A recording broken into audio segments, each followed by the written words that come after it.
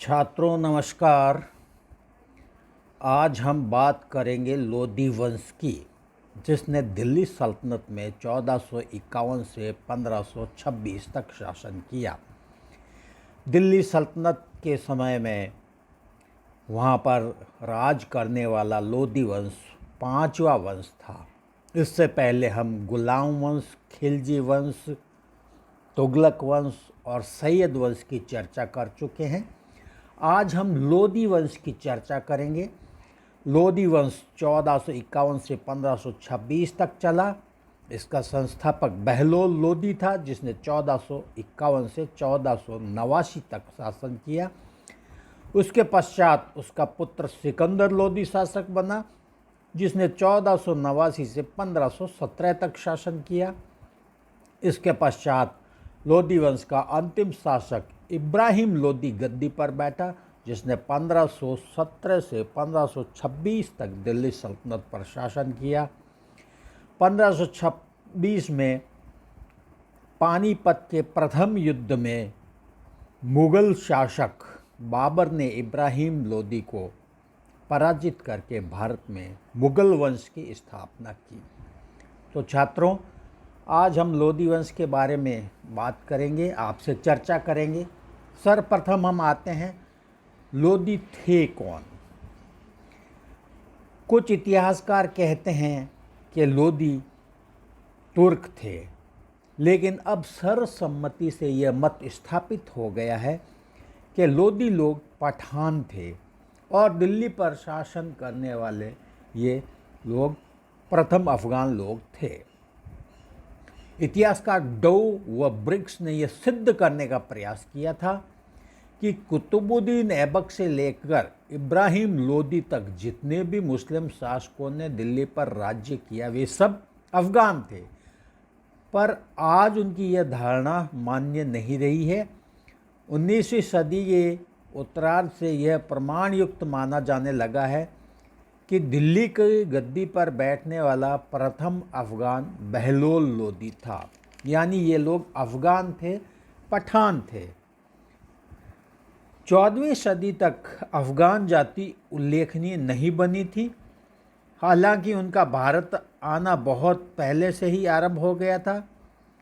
अल उतवी के अनुसार उनकी सामरिक प्रवृत्ति से महमूद गजनवी प्रभावित हुआ था और उसने उनको अपनी सेना में भर्ती किया था। मोहम्मद गौरी के समय तक वे पूर्ण रूप से मुसलमान नहीं बने थे, पर वह सैनिक रूप से ख्याति प्राप्त करते जा रहे थे। मोहम्मद तुगलक के शासनकाल में अफगान उच्च पदों पर नियुक्त किए गए। फिरोज तुगलक के समय इनका प्रभाव इतना बढ़ गया कि वे सूबेदार भी नियुक्त किए जाने लगे। फिरोज ने एक अफगान को बिहार का सूबेदार बनाया था। तैमूर के आक्रमण के उपरांत खिज्र खान ने अपनी सेना में बड़ी संख्या में अफगानों की भर्ती की। तैमूर भी अपने साथ अफगान सैनिक लाया था। उसने उनको पंजाब में बसा दिया था। सुल्तान शाह लोदी उसके समय का एक उल्लेखनीय व्यक्ति था। दौलत खां प्रथम अफगान था जो 1412 ईस्वी में दिल्ली में प्रभावशाली व्यक्ति माना जाने लगा था। सैयद वंश के सुल्तानों के शासनकाल में तो बहुत से प्रांतों की सूबेदारी लोदी अमीरों को प्राप्त हो चुकी थी। इस प्रकार शनै शनै दिल्ली की सत्ता लोदी वंश के हाथ में आती गई। अब हम चर्चा करते हैं बहलोल लोदी की, जिसने 1451 से 1489 तक दिल्ली सल्तनत पर शासन किया। हम उसके प्रारंभिक जीवन और राज्यारोहण की बात करेंगे। पठान राज्य का संस्थापक बहलोल लोदी माना जाता है। मखजन ए अफगानी विभिन्न अफगान जातियों की वंशावली पर प्रकाश डालते हुए लिखता है कि मलिक बहराम के दो पुत्र थे, अल्लाह और काला। काला के भी दो पुत्र थे। उसके दूसरे पुत्र का नाम था बहलोल। फरिश्ता इसके विपरीत लिखता है। फिरोज के शासनकाल में भारत आने वाले लोदियों में एक मलिक बहराम था। उसका पुत्र सुल्तान शाह खिज्र खां का कृपाभाजन बन गया और सरहिंद का सूबेदार नियुक्त हो गया। दूसरा पुत्र मलिक काला दौराला का संरक्षक था और इसी का पुत्र बहलोल था। कहते हैं बहलोल अपनी माता के गर्भ में से एक दर्दनाक अवस्था में उत्पन्न हुआ था। छत गिर जाने से वह दबकर मर गई थी और मृत माता के गर्भ से वह निकाला गया था, इसलिए उसे बचपन में बल्लू कहते थे। इसके पिता भी इसे बचपन में ही छोड़कर नियाजियों से युद्ध करते समय इस लोक से चल बसे। अतः इसका भरण पोषण इसके चाचा इस्लाम खां द्वारा हुआ। इसके चाचा को इसकी योग्यता व सुखद भविष्य पर विश्वास था, इसलिए उसने अपनी पुत्री शम्स खातून का विवाह भी उसके साथ कर दिया। वह अपने चाचा के साथ युद्धों में जाता था, इससे युद्ध विद्या का उसे अच्छा ज्ञान हो गया। कहते हैं वह अपनी युवावस्था में एक दरवेश के पास गया था। दरवेश ने उसके लिए यह भविष्यवाणी की थी कि वह एक दिन दिल्ली का सुल्तान बनेगा। उसकी यह भविष्यवाणी उस समय सत्य प्रतीत हुई जब इस्लाम खां ने अपने योग्य पुत्रों के होते हुए भी उसे अपना उत्तराधिकारी बनाया। उसकी मृत्यु पर वह सरहिंद का सूबेदार नियुक्त हुआ। कुछ समय उपरांत उसे पंजाब को भी अपनी सूबेदारी में शामिल करने की आज्ञा दे दी गई। महत्वाकांक्षी एवं चतुर पदाधिकारी होने के कारण उसने अपनी सेना की वृद्धि की और शीघ्र ही सैयद वंशी सुल्तानों के समय वह प्रथम श्रेणी का सूबेदार बन गया। मालवा के महमूद खलजी ने जब दिल्ली पर आक्रमण किया तो बहलोल लोदी ने अपने स्वामी मोहम्मद शाह को इस कठिनाई से बचाया तथा इसके पुरस्कार में उसे खाने जहां की पदवी प्राप्त हुई। पर बहलोल सूबेदारी से संतुष्ट रहने वाला व्यक्ति नहीं था। अतः जब अलाउद्दीन आलम शाह और उसके मंत्री हमीद खां में झगड़ा हो गया तो उसे अपनी इच्छा पूरी करने का अवसर मिला। हमीद खां ने जब उसे दिल्ली में सेना का भार संभलवाने बुलवाया तो सुल्तान अलाउद्दीन आलम शाह बदायूं भाग गया। सुल्तान के दिल्ली से भाग जाने पर वह स्वयं दिल्ली का स्वामी बन गया। इतिहासकार आरशकिन का मत है कि बहलोल को सुल्तान बनाने में हमीद खां के अलावा अन्य अफ़गान सरदारों का भी हाथ था। उसने अपना राज्याभिषेक 19 अप्रैल 1451 को कराया। बाद में हामिद खां को बंदी बना लिया गया। आलम शाह को दिल्ली आमंत्रित किया गया। आलम शाह डर से दिल्ली नहीं आया तो 1451 में बहलोल स्वयं गद्दी पर बैठ गया। अब हम देखेंगे बहलोल लोदी की प्रारंभिक कठिनाइयाँ। बहलोल अपने राज्य को सुरक्षित करने के लिए सर्वप्रथम अपने चचेरे भाई कुतुब खां की सहायता से हमीद खां को बंदी बना लिया। सुल्तान अलाउद्दीन बदायूं में ही बस गया था। इससे बहलोल की अवस्था कुछ सुरक्षित हो गई थी, परंतु अवध बिहारी पांडे की मान्यता है कि इससे उसकी हालत उल्टी संकटमय हो गई और उसे बहुत सी कठिनाइयों का सामना करना पड़ा। उनमें से प्रथम थी सैयद लोग। सैयद लोग अभी बहलोल के स्वामी भक्त तो नहीं बने थे, क्योंकि उनका सुल्तान अलाउद्दीन आलम शाह अभी भी बदायूं में जीवित था। दूसरी कठिनाई, हमीद खां के समर्थक अब भी दिल्ली दरबार में विद्यमान थे। वे बंदी हमीद खां को मुक्त कराकर अफगान नेता के विरुद्ध बगावत करने की तैयारी कर रहे थे। तीसरा, जौनपुर का सूबेदार महमूद शाह शर्की भी बहलोल को अपना सुल्तान मानने को तैयार नहीं था। वह सैयद सुल्तान का दामाद था, इस कारण उसकी स्थिति मजबूत थी। चौथा, तुर्क लोग भी अफगानों को अच्छा योद्धा अवश्य समझते थे, पर सभ्य एवं सुसंस्कृत नहीं मानते थे। पांचवी कठिनाई, युद्ध में अभिरुचि रखने एवं स्वातंत्र्य प्रेमी अफगान भी अभी तक पूर्णतः उसके अधीन नहीं हुए थे। छठी कठिनाई थी शाही कोष का रिक्त होना तथा राजधानी में अराजकता और अव्यवस्था व्याप्त थी। अतः यह भी उसके सामने एक कठिन समस्या थी। अब हम देखेंगे बहलोल लोदी ने इन कठिनाइयों का समाधान कैसे किया। तो देखते हैं कठिनाइयों का समाधान। विद्रोही सामंतों को दबाने हेतु उसने सर्वप्रथम एक विशाल एवं सुदृढ़ सेना संगठित की।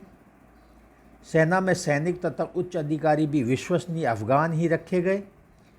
सेना के गठित होते ही उसने सर्वप्रथम मेवात पर आक्रमण किया और वहां के शासक अहमद खां मेवाती को अपनी अधीनता स्वीकार करने के लिए बाध्य किया। इसके 6 जिले छीन कर दिल्ली में मिला लिए गए। इसके उपरांत उसने संभल के दरिया खां के विरुद्ध कूच किया। दरिया खां ने भी आत्मसमर्पण कर दिया और सुल्तान को 7 जिले भेंट कर दिए। अलीगढ़ का इसाक खां भी बहलोल के अधीन हो गया। कुतुब खां को परास्त कर उसने रेवाड़ी पर अपना अधिकार कर लिया। इस प्रकार उसने सरहिंद का विद्रोह भी दबा दिया गया। तारीख सलाती ने अफगाना के लेखक अहमद यादगार का कहना है कि उसने चित्तौड़ पर भी आक्रमण किया, परंतु यह सत्य प्रतीत नहीं होता है। अलाउद्दीन आलम शाह का जमाता मसूद शाह ने अपनी पत्नी की प्रेरणा से दिल्ली पर आक्रमण करने की सोची। वह जौनपुर का शासक था और अलाउद्दीन का जवाई था। अतः उसने बहलोल के सरहिंद जाने पर अचानक दिल्ली पर विशाल सेना के साथ आक्रमण कर दिया। बहलोल शीघ्र ही दिल्ली लौट आया और उसने अपने चचेरे भाई कुतुब खां की सहायता से महमूद शाह शर्की को परास्त कर दिया। इसके उपरांत बहलोल का मुकाबला पुनः एक बार महमूद शाह शर्की से हुआ। महमूद शाह युद्ध में परास्त अवश्य हो गया, परंतु उसने सुल्तान को कुछ भी नहीं दिया। जब बहलोल मुल्तान में था तो जौनपुर के सूबेदार हुसैन शाह ने दिल्ली पर आक्रमण किया। हुसैन शाह विजयी हुआ तथा उसने बदायूं प्रदेश पर अधिकार कर लिया, पर अंत में विजय बहलोल की हुई। इस विजय से उल्लासित होकर उसने जौनपुर पर आक्रमण किया। लंबी लड़ाई के उपरांत बहलोल का जौनपुर पर अधिकार हो गया। जौनपुर दिल्ली में मिला लिया गया तथा वहां उसके ज्येष्ठ पुत्र बारबक को प्रतिनिधि के रूप में नियुक्त किया गया। कहते हैं बहलोल की यह प्रथम विजय थी। इस विजय से उसकी प्रतिष्ठा भी बढ़ी तथा उसका साम्राज्य भी विस्तृत हुआ। उपरोक्त संघर्षों के परिणामों को देखते हुए हम कह सकते हैं कि बहलोल लोदी ने जब दिल्ली का राज्य संभाला था, उस समय दिल्ली सल्तनत का अस्तित्व संकटग्रस्त था। चारों ओर अशांति व अव्यवस्था फैली हुई थी, परंतु बहलोल ने विद्रोहियों का दमन कर क्षत विक्षत दिल्ली सल्तनत को नवजीवन प्रदान किया। छात्रों, अब हम देखेंगे बहलोल की शासन नीति। उसने किन नियमों के आधार पर अपना शासन चलाया। बहलोल एक उच्च सैनिक होने के साथ साथ सुप्रशासक भी था। उसे व्यक्तियों की अच्छी परख थी। जीवन उसका सादा व धार्मिक था। इसी कारण वह मुल्ला मौलवियों से प्रभावित नहीं रहता था। वह रण स्थल में भी नमाज का समय आने पर नागा नहीं करता था। वह अपने अमीरों को भी वश में रखने में सफल हुआ। उसकी नीति समस्त अफगान अमीरों को समान समझना थी। वह उनकी कठिनाइयों के समय सहानुभूति प्रदर्शित करता था तथा उनके साथ आत्मीयता का व्यवहार करता था। इस प्रकार स्पष्ट है कि दिल्ली गद्दी संभालते ही बहलोल को निरंतर कई युद्ध करने पड़े, परंतु ये युद्ध केवल साम्राज्य की सुरक्षा की दृष्टि से ही लड़े गए थे। उसने साम्राज्य विस्तार की दृष्टि से कोई युद्ध नहीं किया था। जौनपुर की विजय के उपरांत उसने ग्वालियर पर आक्रमण किया। वहाँ का राजा कीरत सिंह परास्त हुआ और उसने सुल्तान को 60,000 टका स्वरूप टंका भेंट किए। परंतु जब बहलोल ग्वालियर से दिल्ली लौट रहा था, मार्ग में उसे ज्वर आ गया और जलाली नगर में वह इस लोक से जुलाई 1489 ईस्वी को विदा हो गया। इस प्रकार 1489 में उसकी मृत्यु हो गई। अब हम देखेंगे सुल्तान के चरित्र का मूल्यांकन। उसमें क्या गुण थे और क्या दोष थे, उसमें क्या क्वालिटीज़ थी, उसमें क्या योग्यताएं थी, उसने कौन कौन से कार्य किए, इन सब चीज़ों पर हम विचार विमर्श करेंगे। बहलोल ने अपना राजनीतिक जीवन सरहिंद की सूबेदारी से प्रारंभ किया था। सन 1451 ईस्वी में वह सुल्तान बना और 1489 ईस्वी में इस लोक से विदा हुआ। इस प्रकार उसने 38 वर्ष तक शासन किया। इस दीर्घ काल में वह निरंतर संघर्ष करता रहा। वह प्रतिभा संपन्न तथा वास्तविक प्रशासक था। उसमें यथार्थवादिता तथा बुद्धिमत्ता पर्याप्त मात्रा में विद्यमान थी। अतः उसने अपने समय में आने वाली कठिनाइयों को समझा तथा उनका निवारण भी भलीभांति करने का प्रयास किया। अधिकांश इतिहासकारों की मान्यता है कि वह धर्म का कट्टर नहीं था, परंतु मुश्ताकी के कथन से यह स्पष्ट होता है कि वह धर्म कट्टर था। उसे वीर एवं दानी शासक कहा जाता है। वह विद्वानों का आदर करता था तथा स्वयं भी विद्वान था। साथ में ही वह उदार प्रवृत्ति का व्यक्ति था। उसके दरवाजे से कोई खाली हाथ नहीं जाता था। दयालु होने के साथ साथ वह चरित्रवान व्यक्ति भी था। स्त्रियों का वह वीरोचित सम्मान करता था। वह कभी किसी के चरित्र पर आघात नहीं करता था। न्याय करने का भी वह प्रयास करता था। उसके अशिक्षित होने के कारण उलेमाओं की न्याय में अधिक चलती थी। वह व्यक्तिगत जीवन में अति साधारण था। वह अंगरक्षक भी नहीं रखता था और अमीरों के समक्ष कभी तख्त पर नहीं बैठता था। वह उनके साथ नीचे ही बैठता था, ज़मीन पर, और भोजन भी महल में विद्यमान सब लोगों के साथ नीचे बैठकर करता था। फरिश्ता भी इस कथन का अनुमोदन करते हुए लिखता है, वह कभी घर पर भोजन नहीं करता था, न ही शाही अश्व पर ही सवार होता था। वह अपने अमीरों को प्रसन्न करने के लिए अपने से निम्न स्तर के कार्य भी कर बैठता था। Doctor A.L. श्रीवास्तव लिखता है कि कभी कभी तो वह अप्रसन्न अमीर के सामने अपनी तलवार म्यान से निकाल कर रख देता था। वह अपनी पगड़ी उतार कर अमीरों के सम्मुख रख देता था तथा कहता था कि यदि आप मुझे अयोग्य समझते हैं तो किसी अन्य व्यक्ति को सुल्तान चुन लीजिए। इससे स्पष्ट है कि उसने कभी अपने शक्तिशाली अमीरों को कष्ट नहीं दिया, परंतु यह सब होते हुए भी उसके अंतिम दिन सुखद सिद्ध नहीं हुए। 1489 में वह इस लोक से विदा हुआ। तो छात्रों, ये था आज का टॉपिक लोदी वंश के संस्थापक बहलोल लोदी पर। आपको पसंद आया हो तो इसे लाइक, सब्सक्राइब और शेयर करें। Thank you.